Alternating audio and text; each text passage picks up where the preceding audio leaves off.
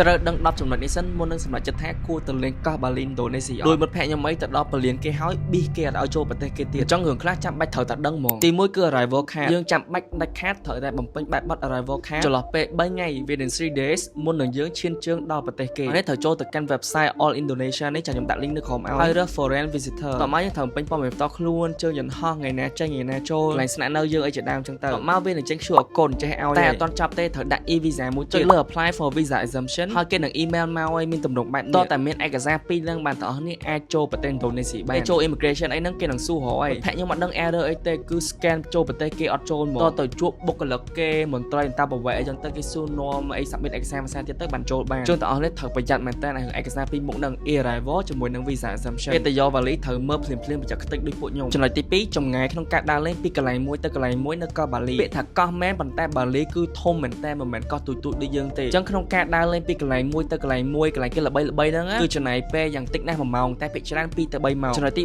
3តួនៅឥណ្ឌូនេស៊ីកាន់សាសនាមូស្លីមចម្បងប៉ុន្តែនៅលើកោះបាលីសាសនាចម្បងគេគឺហិណ្ឌូអញ្ចឹងដើរតាមផ្លូវត្រូវពិនិត្យមែនតើណាគេសែនពេលនៅសឹងគ្រប់ផ្ទះហើយដាច់ខាតគឺកុំជន់ឲ្យសោះបើយើងច្រឡំជន់ត្រូវសុំកម្មាទោសនៅក្នុងចិត្តថាយើងអត់មានចេតនាអីចឹងដោយសារគេកាន់សាសនាហិណ្ឌូអញ្ចឹងម្ហូបអីក៏ទ្រង់ទ្រលេដែរមានសាច់ជ្រូកមានអីចឹងទៅហើយក៏មានលក់ស្រាមានក្លឹបមានអីដូចគ្នាម្ហូបដែលខ្ញុំគិតថាត្រូវមាត់អ្នកទាំងអស់គ្នាគឺ nasi goreng ជាមួយនឹង mi goreng បាយឆាមីឆាដោយសារម្ហូបពីរមុខហ្នឹងរសជាតិស្តៀងនៅខ្មែរយើងវាឆ្ងាញ់វារៀងដិតអញ្ចឹងក្រៅពីហ្នឹងឯងនឹងពិបាកញ៉ាំបន្តិចអញ្ចឹងពួកខ្ញុំឆុងមីសឹងរងថ្ងៃចំណុចទី5ផ្លូវទៅនឹងគឺបត់បែងខ្ពង់រាបចុះភ្នំឡើងភ្នំមែនតើអញ្ចឹងអ្នកអាសាប៉ូឡែនអីគឺខ្ញុំអត់ណែនាំទេនិយាយសួរស្ដាប់បើសិនជាទាំងអស់គ្នាធ្លាប់ឡើងបូកូហើយអត់ក្អួតអាចទៅបានតែបើថាត្រឹមភ្នំបូកូទាំងអស់គ្នាវល់ធីងធងហើយគឺទៅលេងបាលីពិបាកហើយចំណុចទី6នៅបាលីហ្នឹងគឺ westernized មែនតើមានបរទេសជនជាតិស្បែកសច្រើនទៅនៅនឹងមកអញ្ចឹងការរស់នៅស្ថានភាពនៅទីក្រុងគេអីហ្នឹងគឺមើលទៅយ៉ាងបរទេសទៅបាលីហ្នឹងខុសពីខេត្តឬក៏ក្រុងផ្សេងៗនៅឥណ្ឌូមកហើយប្រជាជនគេទាំងដាក់លក់ទាំងតាក់ស៊ីហ្នឹងអង់គ្លេសរើចំណុចទី7រឿងឆ្នាំងសាក់ថ្មទូរស័ព្ទនៅនឹងពីច្រើនគេប្រើដុយមូលទាំងអស់គ្នាអញ្ចឹងបើអាចយកឡូទៅពីផ្ទះដូចខ្ញុំទៅនេះតោះតែដុយមូលចេះ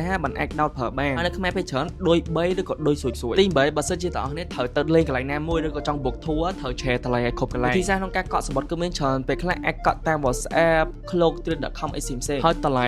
activity តែមួយប៉ុន្តែតម្លៃខុសគ្នាបើសួរថាភាសាមួយណាថោកជាងក៏ពិបាកនិយាយដែរដោយសារពេលខ្លះនេះថ្លៃជាងពេលខ្លះនោះថ្លៃជាងទី9ទាំងអស់គ្នាត្រូវតែចេះនិយាយលេងជាមួយ driver អ្នកទាំងអស់គ្នាមកថា Grab ឬក៏ tour ផ្សេងមាន driver មួយដែលពួកខ្ញុំមានស្និទ្ធជាមួយគាត់ដល់ពេលនិយាយចង់និយាយឡើងគាត់ជួយ book activity ច្រើនមែនទែនប្រហែលថ្ងៃចុងក្រោយនេះគឺគាត់អ្នកជួយ book ទាំងអស់ហើយដោយសារគាត់ជា local ក៏បានតម្លៃ discount មួយយ៉ាងច្រើនឲ្យពួកខ្ញុំចំណុចទី10ទឹក per brand នៅនឹងអត់សូវស្អាតទេតាមកន្លែងអញ្ចឹងកុំកពុលមាត់នៅកន្លែងសាធារណៈហើយប្រើទឹកសុទ្ធដុសធ្មេញទៅ